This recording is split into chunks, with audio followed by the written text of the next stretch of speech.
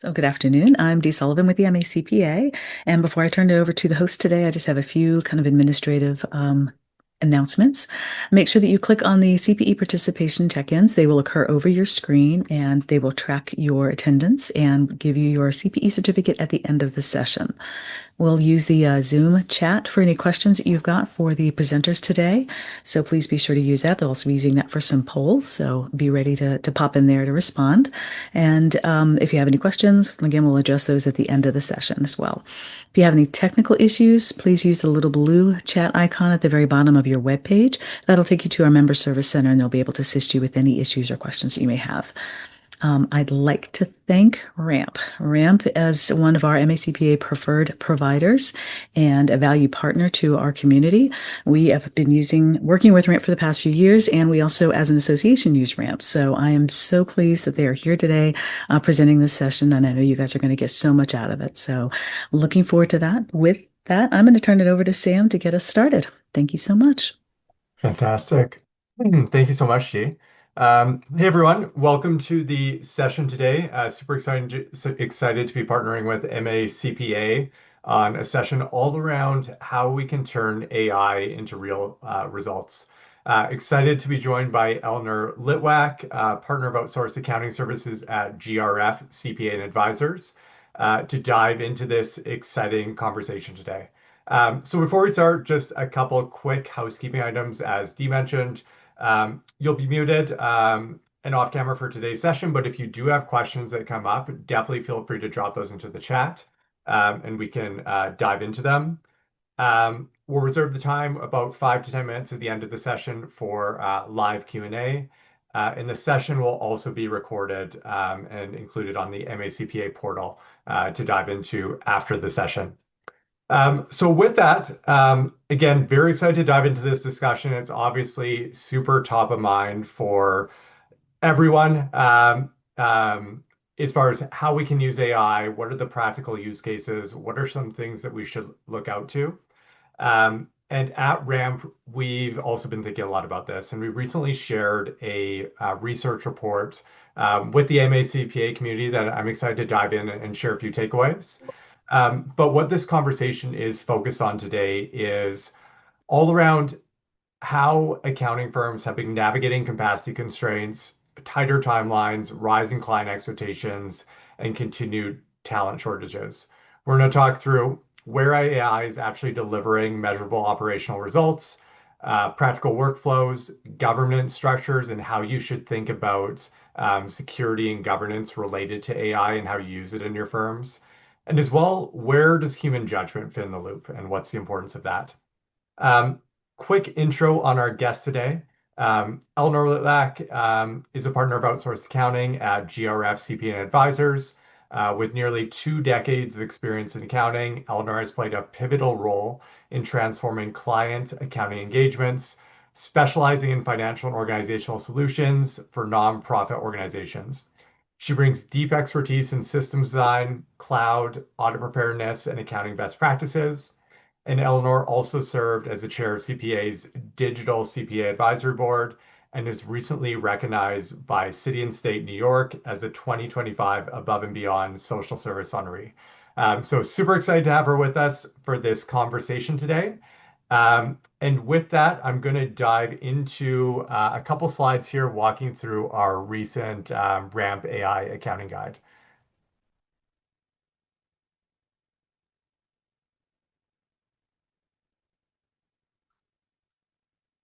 Perfect. So about a month ago, RAMP published a guide all around thinking through how accounting firms are using AI today. We'll share a copy of this report in the chat, but what we walked through was some of those major areas. What are the practical workflows where people are getting the most value today? What are some of the realities that firms are facing in how they're using it? What are the governance structures that you should be looking at? And really, where do humans kind of fit in the loop?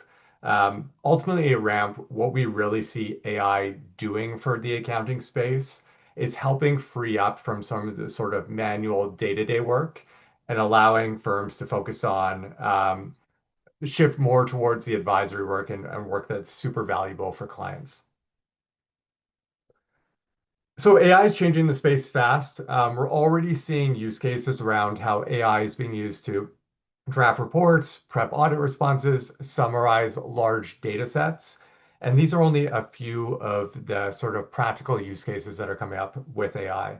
Um, so in the report, you'll be able to dive into more use cases. Um, we'll dive into some of those as well in the conversation today. AI, as we all know, is also helping us do work more efficiently. Thought this was a super interesting stat from a recent Stanford and MIT report. Firms using AI, they called out in their research, were able to serve 55% more clients weekly and produce financial statements 7.5 days faster. And so we're really seeing it as a massive enabler for firms in getting work done more efficiently. Helping us automate the repeatable stuff. So with the use cases where we're really seeing a ton of value is around transactional coding, accruals, reversals, prepaids, amortization. Really, these sort of day-to-day repeatable tasks is where AI is delivering a ton of value. And again, in our guide, we dive into a few of these and areas that you can start thinking about automating. And ultimately, kind of working towards a direction where AI is able to take on some of these workflows that we have in our day to day.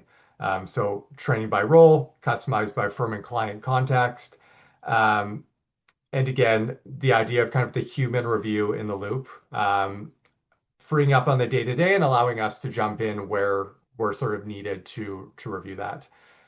So we'll drop the report in the chat here for you guys to review. But yeah, with all of that, super excited to dive into our interview with Elinor. Thanks, Sam. Excited to be here. Fantastic. So Elinor, first question as we dive in here. Super excited to just hear from your perspective generally, kind of as you think about AI in your day to day, what gets you most excited? What are some of the most top of mind things that you're thinking about right now? Yeah, I mean, we've already seen amazing like productivity gains with AI, not just through our apps like Ramp and others that we use who have it embedded and it's just right there for us. But also in our workplace tools. So we are a Microsoft shop at GRF, and so we selected Copilot as our tool of choice just because that's the ecosystem we're currently in.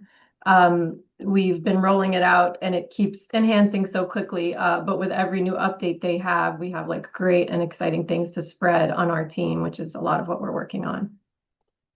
Fantastic. And to set the stage here, what were some of the most kind of pressing operational pain points, or where have you seen AI kind of deliver immediate value in some of your firm's day-to-day work? Yeah, I mean, it's interesting. AI was kind of sprung upon us as a society, not even just in the accounting industry, but it's not like we woke up one day and said, let's purchase an AI tool. So it kind of just appears, right? And then you feel this responsibility to use it to better serve our customers, to enhance our people's quality of life. But that is really is the core of it, is like sticking to our values, using it responsibly and having it enhance people's workday, not necessarily like take over tasks that are irresponsible or anything like that. So that's really our approach to it, is just always sticking to our firm's values and investing in our people and giving them the tool to like elevate their work. And I'm curious to dive a bit more into that. Did you find when AI sort of was initially introduced into the organization, was it individuals within the organization who were kind of pursuing it for their individual use cases, or was it more of a top-down, let's think about how we broadly kind of use AI in the firm? Yeah, for us, it was sort of like a blend. We did have like pockets of pilot groups that were informal throughout the firm, probably like many here, where you have the folks that are eager to get on board and just experimenting with it on their own in the realm of like what's allowed within our firm. But we also at the same time had our leadership team like in tune with what's going on with AI in the industry and the world and how we kind of need to bring it in if we're going to keep up with the pace and keep up with like that value add to our clients. So it happened in both directions. And then what we did shortly after 2+ years ago, we formed sort of like a central committee that cuts across our service lines. So audit, tax, risk advisory, outsourced accounting, cyber, everyone together, marketing and ops as well. where we have this focus group to just sort of guide and bring the experiments into one central place where we could talk about them and learn from each other and make sure that it's all happening strategically. And then we sort of liaise with our leadership team. And the other thing that we recently did, just because it still is like very fragmented, is we invested in an AI readiness report where we brought in outside consultants, and they did sort of an assessment to help us get into more of a lockstep approach where we need to put a data strategy into place and align on what everyone's experimenting on and move beyond sort of like the hype phase and small wins and think of like the greater firm holistically. So that's the phase we're in now. Awesome. And in the guide, we highlight sort of some of those day-to-day use cases that are getting automated. So when you think about things like reconciliation, transaction coding, accruals as sort of high impact starting points, does that match your experience of what you're seeing at GRF, or did you find sort of a different set of wins early on? I think I would say our early wins are with like the overhead around the work and not the work itself. But it's also because we take for granted like what's embedded in our tools. So like yes, Ramp and other tech partners have the AI in there and we're using it all day, but we don't necessarily like measure that as an AI win because we're like, oh, it's just what Ramp does or what QuickBooks does. But so that all is like the greatest and most easiest part of AI for us is partnering with companies that do have the know-how and the investments to build that out so that we don't need to go build it ourselves. But in terms of like our wins and approaching our work, it does feel like it's less about the transaction coding, and it's possibly because we work with nonprofits. So like the coding of transactions is not as straightforward as like a small business or another industry. So that might have Yeah. something to do with it. Even in like the automation world pre-AI, we've had trouble automating that. Transaction coding, we always go back to like somebody needs to look at this and decide what grant is paying for it, and things like that. So the AI wins do feel like they're more at like a middle or even a higher level than transaction coding. And let's talk about that piece a little bit more around kind of the human in the loop. And so as you start to introduce AI into GRF, where are you seeing kind of the human in the loop be most valuable? And how do you guys think about that? Well, the human in the loop is still like our deliverable to the client, right? So the second that our clients can go and just use AI for the same things that we are, then we're done. They don't need us anymore. So it's actually a very Yeah. good thing that you can't just get from the AI, who's like right now an assistant, a tool, a helper, directly to the client. You need that human in between. Like our deliverable to the client is our years of expertise, and our know-how, and all of that. And so, like a CAS, if we take our CAS, for example, and we've been saying this forever, our clients are not like, yay, you reconciled fixed assets and you did the bank rec. They're like, yay, you advised us on who we should hire next month and whether we have enough cash flow. So all of that is still the human element, and that hasn't changed, and hopefully it shouldn't for a long time. Awesome. And I'll pause there for questions in the chat. If any of you have particular questions you're interested in asking Elinor, please feel free to drop those in the chat. Um, I'm curious, like, if you think about just the general kind of day-to-day of your staff, do you feel like AI has changed the way that they kind of go about their day-to-day in any particular ways?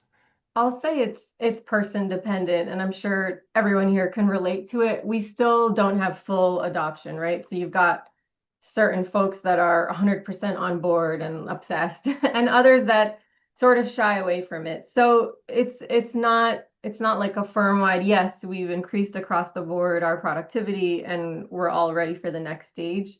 We are moving into like more focused training programs. So every time we show these tools, and we've tried a bunch of different approaches like peer-to-peer training with Copilot, or like we've brought in outside consultants to train us on the AI and the Microsoft ecosystem. We've done a bunch of these types of trainings.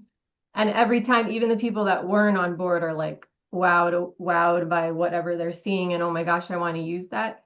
So even if they are on board, at the end of the day, it's a habit change. Like you have to get used to the fact that it's there. And once it's there, you can't get rid of it. Like someone like me, I lean on it for a lot of support throughout the day.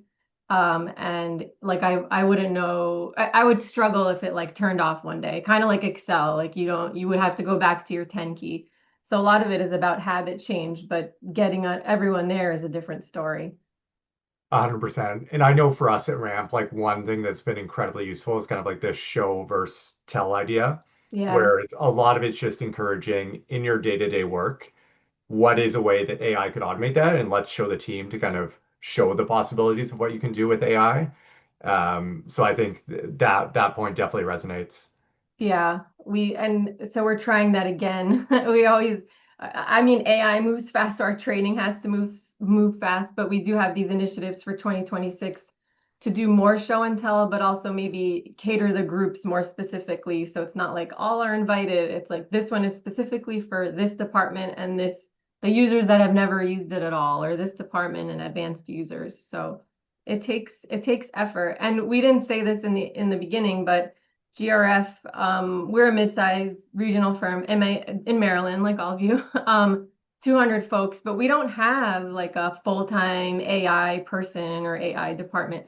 We have our IT team who supports the AI initiatives greatly, and then we have like the service line people, like I mentioned on the committee, and then everyone throughout that's piloting stuff. But I think it's worth mentioning because if there's anyone here that is from one of like the major firms or the large ones that have actually an AI department or even just a full-time person, the experience might be a lot different in what you're able to execute from like year to year and month to month as everything changes. Awesome. Now, let's talk about the shift to advisory work. One of the big things that we talk about at Ramp is, again, freeing up from sort of the manual day-to-day work to be able to deliver more high-value client work. So talk me through that journey. What does that look like in practice? Do you feel like AI is helping you shift some of your focus to more kind of high-value work? And if not, like what are some of the realities that are kind of coming up there to talk through? Yeah, no, absolutely. And we spoke about adoption a moment ago. We have a big adoption on our leadership team, like the managers, partners. That is a big group of the people that are utilizing AI, and among others. But if we look at like what's surprising, oh, it's not just the next generation, it's actually the seasoned people as well. But it definitely enhances advisory because it's not just productivity anymore. It actually like helps with strategic thinking. So it's not doing the thinking for us, but it like props us up and gets us to the finish line quicker. So just one example of what we're working on right now is like a project-based AI workspace with, say, a new client. So everything that we want the AI to know for like its artificial brain, we're putting in there the notes when we met with them for our proposal call, and then the onboarding notes and the meeting transcripts and any files they sent us, sort of like a closed container of what the AI should look at, and then invite the team that is in there. And then it acts as sort of the engine to guide us through the client engagement. So setting up like what training we're going to need, what people would be the best fit, like don't forget certain compliance things because the client is in a certain entity type or in a certain state. Like so, anything from little to big. But at the end of the day, that helps us prop up our advisory because we're shedding those hours, like the whip that's just wasteful, and charging a fixed fee. So we're able to spend our time on like the real deal, like come to a meeting prepared. The AI was like our little assistant that reminded us to ask the client about this or that. So that's something huge that we're piling right now, and we're excited about it. I love that. I love that. Yeah, I love the idea of kind of like this central portal that you're talking about, and sort of where AI can work in that workflow. I'm curious as you think about kind of the tech stack tools out there that have been valuable for you guys, the general kind of LLM platforms as well as kind of more purpose-built tools. What does that look like for your firm? Well, the first place, and I think any firm around our size or smaller would agree, like the first place that we would want to use AI is within our current tools. So we use Ramp. Ramp is building AI. Great. That solves our like AP and expense workflow. QuickBooks, Intact, the other tools we work with, and then also firm-wide, Microsoft. For example, Copilot was the natural selection because it's in our ecosystem. Beyond those tools, then the next choice would be like, let us go buy a tool that could do what we need to do because we're not building it yet. We're not in that resource pool. We don't have private equity or $1 million AI budget. So it's first going to those tools and then possibly buying our own, which we've tried a few, but the best success we've had is with our current tools that are already adding in their own AI because you know your tool best. You actually have experts in this area. We're accountants. Yeah, yeah, And so anyone that we hire that's gonna like know enough to build the right thing is gonna be like not in the DC area, like at an accounting firm. So yeah. awesome, awesome. And we'd love to shift over the conversation. We've talked through a lot of sort of the practical AI wins that you guys are seeing right now. Would love to Mhm. talk on the other side as far as what hasn't worked. Were there any particular areas where you guys took a bet that you thought AI would be a win and it didn't play out? So a bet, not in terms of resources, but just like where we would have thought 5, 6 years ago this might be headed. I always thought Excel would be the first place, right? It's like numbers and a grid and systematic and it's data and a robot can look at it and help us analyze a spreadsheet. That has not been the case at all. Excel is almost like the only thing that hasn't been innovated yet. Although I'm hearing now a lot of rollouts from Claude and Microsoft and others that they're like looking at Excel and there's things we need to try now. But that was like definitely a surprise where you go back to understand what AI is and how it works, and you're like, wait, it's a language model. Like it works based on words. And I'm an accountant. So it makes sense in hindsight. But other things that were sort of like not great wins, the early LLMs, I think that actually scared a lot of people away. So when we all first signed up for Copilot and started using it to ask it questions or even just ChatGPT outside of work, the answers were very garbagey. It was hallucinations and no source data. That is so different now. And we still have people that were like, I swear, try it. And they're like, oh gosh, I'll never go back to AI. But they don't understand how quickly it evolved where the hallucinations, like you still have to be careful, but it's Yeah, nowhere near what it was like a year ago when the answers were so pie in the sky, like could be completely wrong, but they're worded so nicely that you would never think that they're wrong. 100%. Would love to touch on that sort of governance, human judgment piece. Um, as you think about sort of how to look out for hallucinations, how to kind of better trust the answers that AI is giving us, how are you internally kind of structuring those reviews and that kind of oversight process? Yeah, well, first we have a written formal AI policy, which everybody should, whether you're like AI forward or not, it's in your tools, whether you like it or not. So AI policy. And it right in there is a statement that employees need to follow. It's assistive. Like your work product is still you. There's no like, oh, the AI said that and that's why I messed up. So in terms of like how we control that outside of the policy, which people may or may not read or follow, think of it as any other quality control thing in the firm. Like if I got a report and the debits and credits were off, I would send it back down the chain and have people understand why and revise it.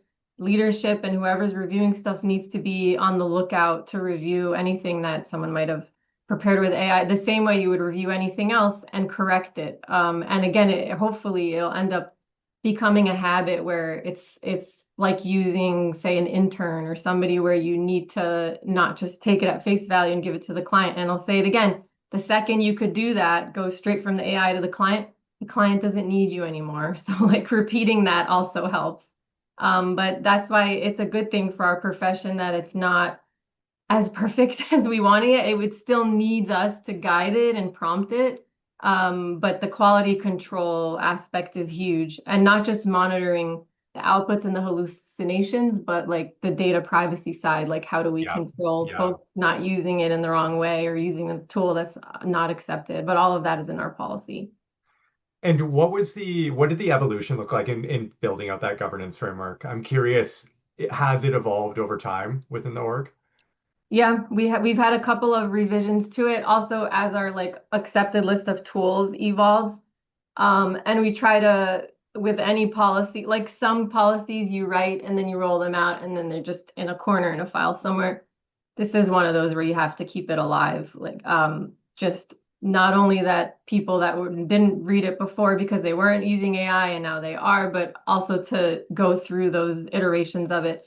But it started as probably a generic policy like other firms put together just on like double checking your work, you're still accountable, all of that stuff. It was later, I think the next iteration like actually added the names of the tools in, and we just did it again to add in names of unapproved tools so that it's perfectly clear. I mean, this is firm data and client data that we're holding. We can't there, and we also control it. Like the IT folks could explain more, but on the computer, if you try a certain LLM that's not Yeah. approved, like Yeah. Claude or one of the others, it won't let you, but there's still, I'm sure, ways to get around it. So that is a key part of the policy as well. Like you cannot put any data that's private. It's like as if you're reporting it to a news reporter. It has to only go in these approved AI tools. Everything else is unapproved. So it's a data privacy thing. Awesome. Um, Now, we'd love to jump to the people and culture piece. I know you touched on it kind of earlier in the conversation around education within the firm, encouraging people to kind of show kind of what they built and their use cases. Um, I'm curious, as I'm sure a lot of us are feeling, how are you managing kind of anxiety or internal resistance and people adopting AI being a very new technology? Yeah, it's a great question. And I think like every industry is asking that. And we also are watching with popcorn or sad as other industries are actually getting shattered and layoffs and stuff. And everyone's kind of maybe anxious on if they are next. The anxiety, at least at our firm, is not as high as we thought. So we did a survey when before we launched Copilot because we thought this would be a bigger issue than it was. But the survey was very basically like, do you use any AI tools? Do you want to use an AI tool? Or I'm completely like, I'm not interested in all. And the I'm not interested at all people was maybe 10%. And we thought it would be much higher. And granted, like with any survey, it might also be like people thinking they need to respond yes, even though they're scared of it. But the anxiety wasn't as high as we thought. But I think it's about being true to our profession and using it responsibly and having folks understand that like we're not doing this to take your work away. We're doing it to enhance your work, and it's not really a choice anymore. And it's not just in accounting. Like when you go on your Netflix to choose a movie, it knows which ones to recommend. When you go on your grocery store app, Yeah, like it's just there. Even when you Google something, the AI, you don't have a choice anymore. So I could relate to the anxious people, like, although I'm very like tech first and it's the majority of what I think about, I'm also like, oh gosh, it's annoying. Like, can't we just go back to normal Google? I don't for want all sure. the Yeah. fancy interpretations, but we're going to look back very soon, and that's like what all the futurists are trying to figure out, like what is it going to look like and what will the new jobs be. But we'll look back and think it was so funny that we thought that any of this was like hype or not going to change our profession. So we'll see. Totally, totally. For anyone who's interested, feel free again to drop any questions in the chat as far as what you're thinking about or AI around any challenges or things that you're working on at your firm that are exciting. Um, Now I'd love to dive into kind of looking ahead at the firm. Curious if there's anything in the experimentation phase right now that you're thinking about, where maybe even if AI is not able to handle it right now, that you think might be kind of a practical use case for you or the firm down the line. Yeah, so like many AI agents are being experimented with, and now Microsoft lets us build them in there. So those of you who pay for your Copilot licenses, if you haven't noticed, you can actually go in there and build your AI agent. It's you don't need to know how to code, so that's cool because it's like anyone who invested a couple years ago in building their own AI agents, now we're like, ha, we could do it ourselves through Microsoft because we waited. But that there's experimentation going on. It still seems a little bit like hype, meaning like we build it out and it's not quite there yet. It's missing a step or it requires the human to go back in and change it, but it's so close. And we do also have wins, but they're not self-built. Like we, on the tax side, we purchased an AI tool for engagement letter processing, and there were a couple repeatable processes, like signing and the tax return and paying. So we do have agents that are just automating that, and everyone knows the tax people need the most automation they can get. So I'm happy for them. That is saving them time, but it wasn't yet something that we were able to build internally, but I feel like we're so close. Yeah, and we see a lot as well at Ramp around the agent piece. We just introduced our new accounting agent, which again, sort of those day-to-day tasks of coding, reconciliation, that's where it's delivering a ton of value on that side. But yeah, agent space feels like day to day it's changing and so fast. Um, so Yeah. with that, just take a look at the chat here. One question from Alicia. How did the firm develop the approved AI tools list? So that starts with IT and from a risk and technical perspective that, any user, we wouldn't be equipped to look into that, but which are the tools that you put client data in or firm data in and they don't send them out into like la la land of an LLM wherever it's pulling its data from. So starting with IT, but then there's also push and pull from users. Like, yes, we have Microsoft Copilot and we paid for those licenses, but ChatGPT Enterprise is 100 times stronger. Now they're pretty close, but there's differences in tools and like a push and pull with that, again, why we need like the central body to discuss these things. But number one is the data privacy issue. And once it gets past that, we select like the best tool for our firm. And that goes for any app that we want to bring in. We have like a vendor vetting system where we could demo lots of tools. And I'm talking about normal software, like anything you want to add to your practice. We could demo them, but the second we bring them into our environment or want to like pilot something or add it to anything that has client or confidential data, we have to send it through our IT team where they ask the right questions, look at the audits and whatever else they need to look at to make sure it's on that approved list. So the AI tools, I think we're a little harder to navigate because they are changing so quickly and the verbiage is like a little bit probably more generic. It's not like you could call Microsoft CTO and talk about it like a ramp. I could probably call someone and ask. So it's a little bit different, but that it's a similar process in that first we make sure it's protecting our client data and following all those protocols, and then what's the best thing for our users. Awesome. Thanks so much for the question, Alicia. If anyone else has a question, again, feel free to drop those into the chat and we can get to those. Um, Curious, from another member, a question here. Are there any guardrails that firms should have in place to manage risk and liability when AI is helping produce accounting work? Yes. I wonder, Sam, how you all do it at Ramp. Like, how do you set up guardrails? Because we spoke about it in accounting firm. We have our age-old guardrails of signing off on things. So I don't care if you did the long division by hand or used a calculator or used Excel. And I don't care if you used AI to come up with the language. I'm reviewing the end product. And that is what we're putting our seal of approval on that goes to the client. There's no saying like, all right, AI did it, so I'm comfortable with it. But it takes everyone involved to understand those guardrails and like monitor them and comply.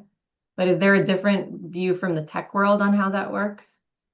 From the tech world, it's very much the same. And kind of the way that we think about it is, again, if we think about like the coding or kind of like the reconciliation use case, once it's getting to basically what we've done through the Ramp platform is we've, again, helped automate a lot of that work.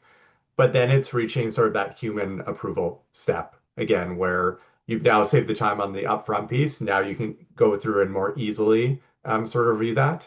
So that's largely how we think about it is that the human in the loop stage is obviously incredibly important, but it's freeing up that kind of initial phase. So that's the approach that we've largely taken. That makes sense. And also from like an AI policy perspective, what is based on what you heard of like what GRFs or an accounting firms might look like, do you all have anything else on the tech industry side that maybe we can learn from of like what you would put in your AI guardrails policies? As far as like what we have in our policies at Ramp, I think like big considerations to think about are definitely sort of data security and governance. And so obviously in our sector, working with a lot of kind of sensitive transactional data and that type of thing, we have agreements with the LLM platforms to essentially protect that data. So protecting any sensitive data is super critical. And the way that we've structured those policies is we know that within certain tools we can share certain data, and there's other ones that it's just definitely off limits. And I think like making that very clear to employees on kind of where they can share is super important. Um, the other thing that we've thought a lot about that I think is very relevant to like the reporting sort of use case um, is teaching your employees how they can more easily sort of source and report off kind of what they need. And AI, particularly tools like Claude, Claude Code, Claude Cowork, have been very useful there. So it's freeing up employees to be able to sort of query data themselves through AI and kind of get insights. But again, I think that comes back to the governance piece. What can be shared in those platforms? What's accessible? But those two things have been super important and kind of things that we think about daily. That makes sense. I always like to add, because we're doing what we're doing in accounting and like we're in tune to other industries, but if I think we could learn more from the tech industry where you all know the tool inside and out, like this is your expertise. And so we should probably be leaning more on that side of things. I'm curious just to kind of play off that a little bit. So in our guide, one of the big things that we talked about is obviously it's the old adage of sort of bad data in, bad result out. How did you guys at GRF think about sort of that initial sort of data piece, making sure that the data that this AI is actually operating off is quality, it's data that we trust? Curious to learn from you there. We're getting there.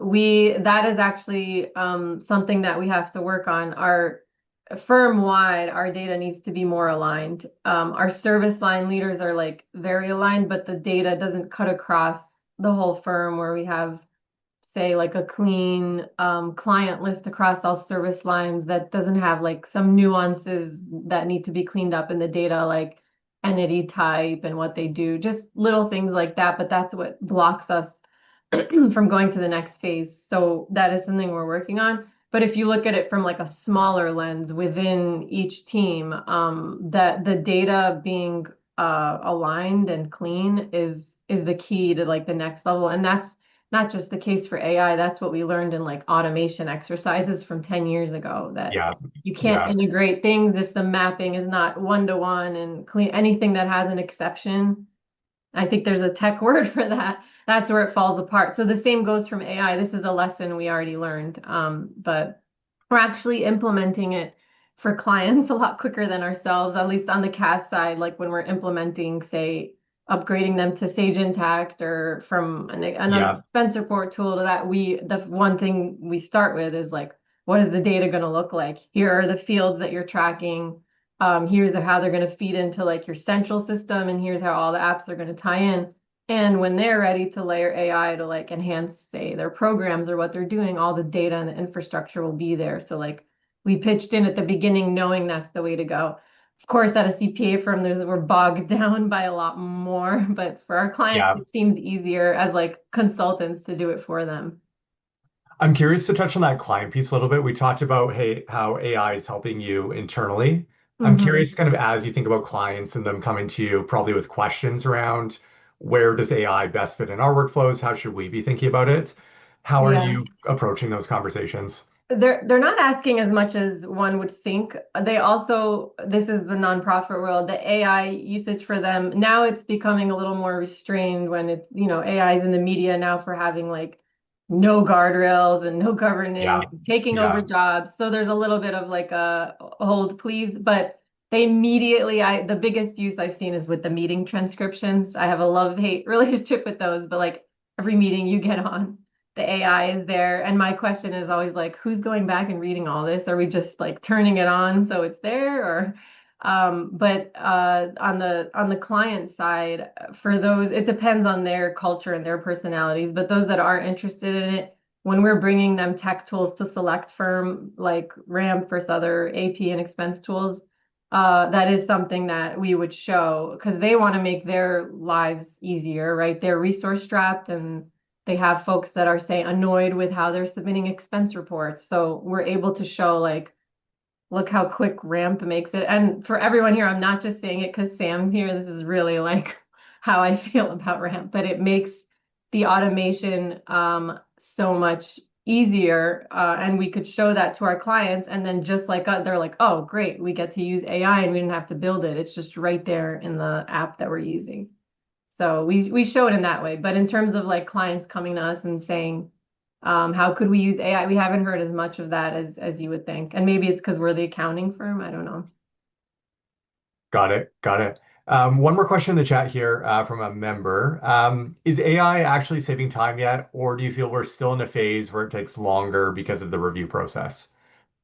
I think the way that we're using it, which I think a lot could relate to, it actually is saving time, but it's not because the workflow changed. It's like personal productivity gains. So for like, I don't know, take a presentation you have to do. And this was like my first aha moment like a year ago when I started preparing for a presentation, and I said, you know what? I've never done this, but let me put the topic and the blurb into AI and see what talking points it comes up with, and then to like draft slides. And I'm like, okay, I need to work on it a lot and put my own like jazz to it, but that just probably saved me 3 to 4 hours. And then on a day to day, like if you're using it as a research tool, especially if you have Copilot or something else that's in your ecosystem, asking it a question and having it come with responses, not just from the web and the greater LLM, but from your own, like, and here's what you emailed the client about it, and here's what Sam said when you met with him. It brings it all in and gives you a response. It's like having an assistant. So personally, I do feel that it saves me a lot of time. But it's not a time savings from like the accounting work takes us less. I think that is still like getting there. It's more personal productivity gains. Awesome. Awesome. And curious, like if you think about sort of your best piece of advice, Eleanor, for folks in the room as they think about AI. Everyone here might be at a different stage, but what are sort of your recommendations on big things to consider coming out of this conversation? I think so. Most of us have like industry networks or people that we talk to in the industry, 100% lean on that. Nobody has it all figured out. Even the most giant firm with the biggest investment in AI and the tiniest firm that has no extra money to invest in AI, they both can find things to learn from each other. Um, I know I do it all the time. We meet with like industry friends and we talk about this stuff and sort of gain from each other's wins. And it also keeps you in check in terms of like, oh my gosh, I'm not doing enough. But then you talk to other firms and they're like going through the same thing and are like, oh, we're all there in the same boat. So definitely lean on industry peers. And the second thing I would say is like, it's responsible to slow down, but it's also responsible to hurry up. So think about that, like hurry up versus slow down. The slow down is because you don't want to buy into the hype or make a big investment in something that's not going to be costly in 3 months because of the rapid pace of change, or your team's not going to adopt it. So sometimes it is responsible to like have restraint. Copilot's a good example. I mentioned the hallucinations. We rolled out Copilot pretty early as compared to the rest of the industry, right when Microsoft made those licenses available to like non-Fortune 500, like non-enterprise companies. We Yeah. bought right in and rolled it out, and we had struggled with training and how to get people on board, and a lot of it was because maybe we had done it a tad too quickly, where the LLM wasn't on the latest like OpenAI model, and it was not as strong. But there's also a risk on the other side of not doing things quickly enough. So you can't just have like a sit back and wait approach, or your competitors will be able to do the work not just more quickly, but more accurately. So with AI, we're not just talking about time savings, we're talking about accuracy, like it's able to flag anomalies. This is also from a CAS perspective where we're processing transactions and we have all this data that comes through, and there's so much that we catch in the monthly close. But if you have AI looking at every transaction without taking any time and just flagging in red, like, here's what was coded to office supplies last month, but why is it in equipment this month? That's not necessarily something that a human can Yeah. do when you have so many lines. So we're also talking about more quality work. It's not just a time savings thing. And that's where you need to like hurry up and get with it so that you don't fall behind. So I think it's a tricky piece of like advice, but it helps me sort of not feel guilty about waiting on certain things, but also feeling that nudge where we need to do something about it and invest more time and put more resources into it. And were there any resources or kind of thought leaders in the space that you look to as far as adopting AI, learning more about the technology? Yeah, I mean, just recently I read the book by Zach Cass. If anyone was at Digital CPA, he was the keynote speaker at DCPA in December. That was really cool. The book just came out, so I'm sure it'll be obsolete in like 2 months, but he has a very good outlook on like what happened with AI, where it's headed, and what we might be needing to think about, like just as a human in society and for if you apply it to your own work. So I'm always like seeking knowledge and reading books like that. And then for industry support, I interact a lot with like the larger firms, and they do have folks that like this is their expertise and this is all they spend their day on, and they're so willing to help. And it's like, a give and get relationship where everyone's helping each other. I turn to those industry peers as well. Awesome. Awesome. Um, awesome. Well, thanks so much, everyone, for joining the conversation today. If there's any kind of last questions that you want to drop in the chat, definitely do that. But so appreciative of you spending the time with us today, Eleanor, and sharing your insights. Um, perfect. Absolutely. And I mentioned a few times, Sam, that we used outside consultants both for a readiness assessment, and we use different ones to actually train our team. They're like Microsoft experts. If anyone wants the name, because I know we went through a process to find them and we asked our industry friends, feel free to reach out. You can look me up. Maybe it's in the MACPA materials or LinkedIn or whatever, but I'm happy to send you those names if you want to get those resources for your firm. Okay, fantastic. Um, perfect. Um, and I'll pause here just before we jump for any questions from the audience.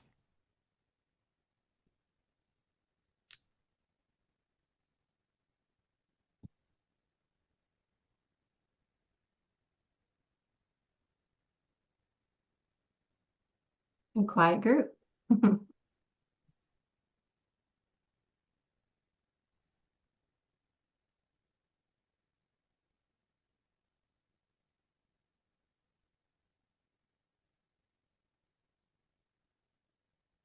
I see Yeah, us.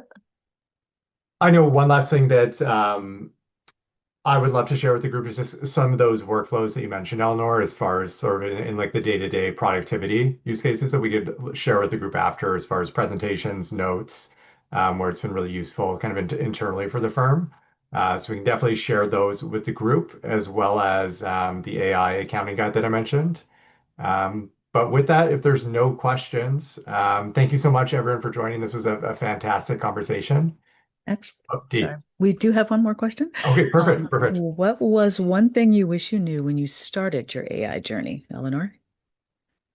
Thank you. Yeah, so I think, like I said earlier, it's not like you start like a journey where you pack your bags and you go on, you kind of just land in it. But if I could rewind, I would probably learn more about the underlying, like what is it? And it's interesting like how depending on like age or generation or expertise, like my brain takes longer to understand that than say like my 18-year-old who understands it inside and out. And it's like, but so I think I would have taken more time to learn that because now I try, but it takes me longer. But once you understand what it actually is and like the underlying technology and what it's doing, you can adopt it better and train better and understand like how to juggle that hurry up versus slow down. So moving forward, but if there's one thing I wish I did, it was that. Awesome. Well, yeah, thank you again, everyone, for joining us today for this conversation. We'll be sure to share out the AI accounting guide that we talked about at the beginning. But thank you again, Eleanor. This is fantastic. Learned a ton from you. And yeah, excited to share those resources with the group. Thank you, Sam. Great to be here. Thanks, everyone. Thank you both so much. Really appreciate it. Thank you, Sam and Eleanor. Have a great day. Take care. Thanks.